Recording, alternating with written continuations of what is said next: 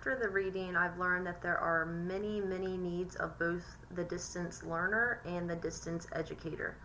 The distance learner, their needs are to interact with the instructor and with their classmates equally.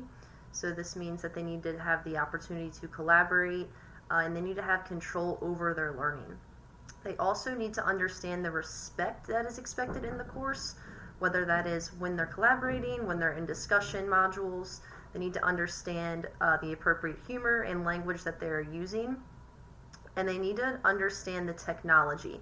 So they need to be told from the instructor from the beginning what technology they will be using, and they need to test that technology and be aware of how to use things like microphones and cameras, as well as whatever the system is that they'll be using for their instruction. They need to be sensitive with their language, and they need to know how the course will function. So this includes what the syllabus has, the schedule that they'll be following, the way that they're scored for participation, and what's expected in that participation. From the reading, teaching, and learning at a distance, it says the more informed the student is, the greater their chances for success of a learning experience. Students are more comfortable with distance learning when instructors adhere to predetermined course schedules. So that syllabus and that timeline that they're expected to complete is very, very important. And it's important as well that the instructor sticks to that schedule unless necessary and posts announcements and reminders along the way. Sometimes it's better that information be provided into shorter packets for students to manage rather than one big project at once. And they need to know how their grade is going to be measured. It's also the responsibility of both the instructor and the student to have non-threatening ways to participate, so that's especially important for English language learners or the shy students.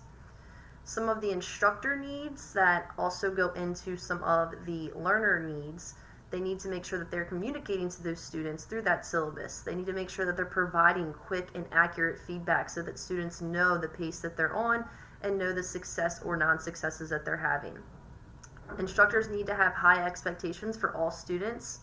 They also need to provide icebreaker activities and intro activities so that they can get to know their learners. It's very important when they are creating different assignments and determining how to deliver content that they know the learners that they're working with and what would best fit their needs. And when doing so, there should be a variety included in that so that all learners can have the same opportunity. In the same reading, it says that clear goals, timelines, essential questions, and authentic assignment practices are important to have.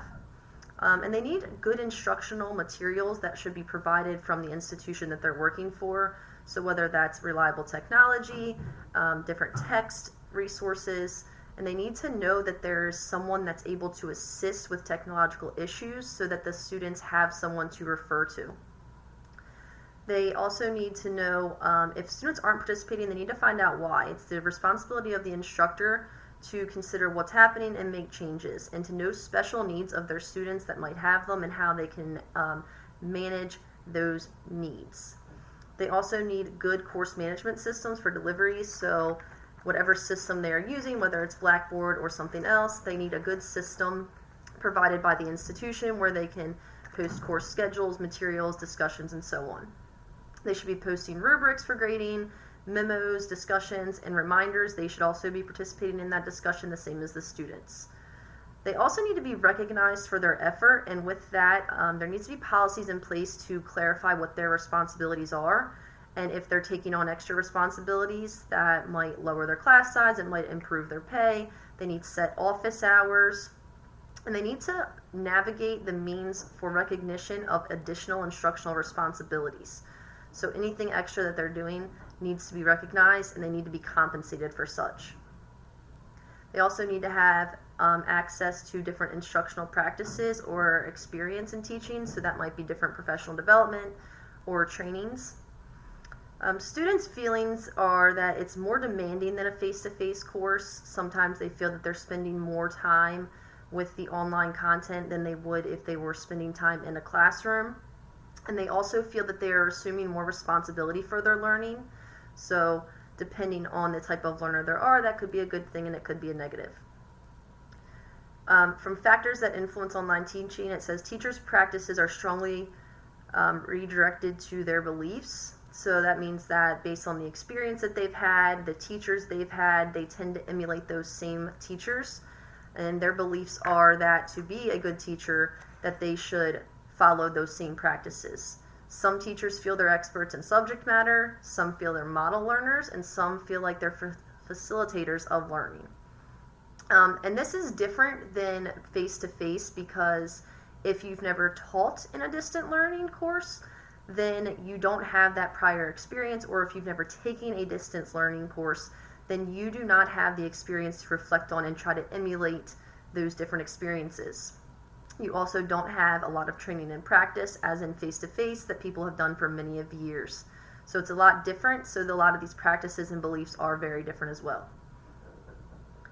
People need to have a variety of ways to participate. I believe that this is something that I could take from face-to-face and put it into distance education as well.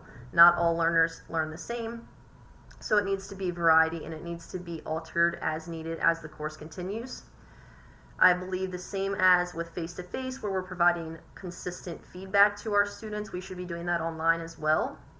I think that we need to check in with our students as often as possible, just as we would if we were in the classroom, checking in whether it's announcements, reminders, participating ourselves in the discussions, and then collaborating with students as much as possible, student to student as well as student to teacher.